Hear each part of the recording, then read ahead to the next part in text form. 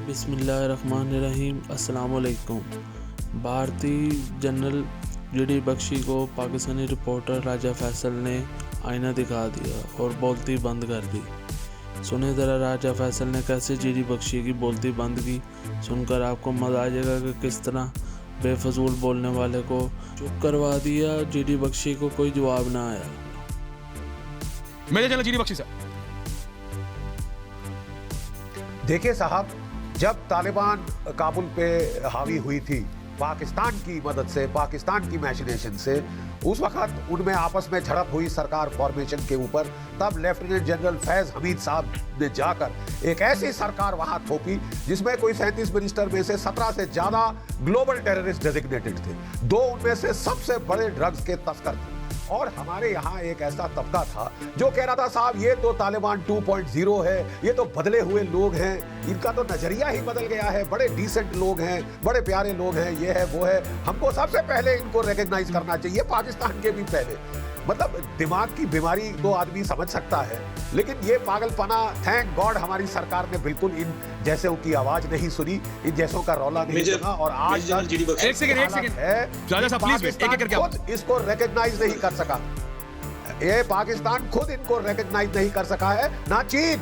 इतनी टॉक्सिक ये सरकार कहां से सरकार, माफिया है, ड्रग माफिया है, टेरर सिंडिकेट है, ये कहां से कोई रिकॉग्नाइज करेगा। अब साहब ये जो एनएसएस की मीट हुई है, ईरान इसमें शामिल, रूस इसमें शामिल, तमाम जो बॉर्डर से लगते हुए स्टेट्स हैं सेंट्रल एशिया की, वो इससे शामिल, यानी सारे पड़ोसियों ने अफगानिस्तान के अब मिलकर बोल दिया है साहब, रॉयट एक्ट पढ़ दिया है पाकिस्तान को और तालिबान को कि जो आपने दोहा में एग्रीमेंट साइन किया था, आपने कहा था कि आप जो है एथनिक माइनॉरिटीज को जगह दोगे, विमेन को उनको राइट्स दोगे, आप ड्रग्स की तस्करी पे रोक लगाओगे, आप टेररिज्म पे रोक लगाओगे।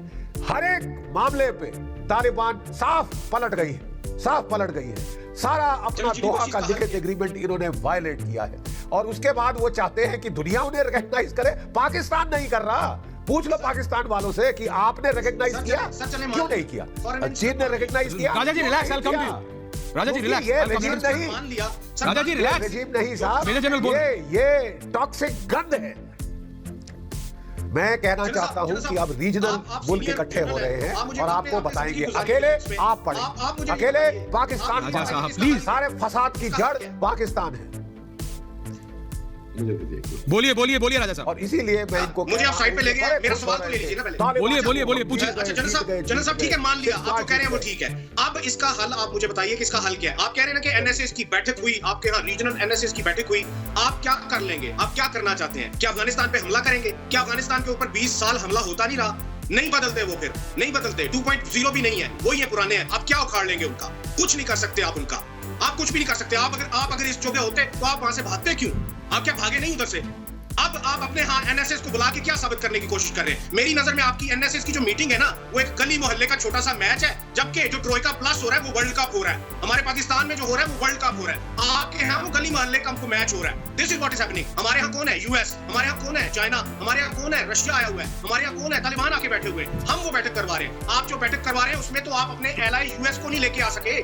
मेरे सोर्स मुझे कहते हैं कि आपने बड़ी कोशिश की है कि यूएसए को उधर लेके आए, नहीं आए वो आपके यहाँ तो वो नहीं आ रहे, चाइना नहीं आ रहा, हम नहीं आ रहे। $18 बिलियन की प्रोक्योरमेंट के सिलसिले में अगर रशिया आ गया तो आप अपने आप को पता नहीं क्या समझ रहे हैं। 425,000 barrel a day oil, crude oil आपको आता है ईरान से। जिस तनाजुर में ईरान आपके पास आ गया, आप अपने आप को पता नहीं क्या समझना शुरू कर दिया आपने। आप वहां पे कर क्या रहे हैं? आप अफगानिस्तान का बिगाड़ क्या सकते हैं? अगर आप समझते हैं कि आप उधर हमला करेंगे तो आके शौक पूरा कर लें। पूरी दुनिया लगी रही है 20 साल, उन्होंने क्या उखाड़ लिया जो आप उखाड़ लेंगे? ये जो आप उखाड़ने की बात करते हैं ना राजा साहब, मेरे जरा जवाब दे रहे हैं। एक मिनट उखाड़ लेंगे, आप मुझे जवाब सुन लीजिए ना। आपने बड़ा लंबा चौड़ा सवाल पूछा है जनाब, आपने थोड़ा एक डिबेट के तौर पे करें। आपने बड़ा अच्छा सवाल पूछा है, क्या उखाड़ लेंगे? मैं आपको बताता हूं आप क्या कर सकते हैं, मैं आपको बताता हूं। हमें कुछ करने की जरूरत नहीं। पंजशीर में विद्रोह हो गया है, बदाख्शान में विद्रोह हो गया है, 50 जगह विद्रोह फूट रहा है, ताजिक उठ खड़े हुए हैं, हजारा उठ खड़े हुए हैं, अभी उज़्बेक उठ खड़े होंगे। ठीक है, भूखमरी की वहां पे हालत आई हुई है। आप अपनी इकोनॉमी संभाल नहीं सकते। ये अब साहब ये अफगानिस्तान को ये उसकी इकोनॉमी वहां खिलाएंगे जाके। साहब आपका दिवाला पिटने वाला है। अफगानिस्तान की तो ऐसी तैसी आपने करवा ही दी है, खाना खिला दीजिए।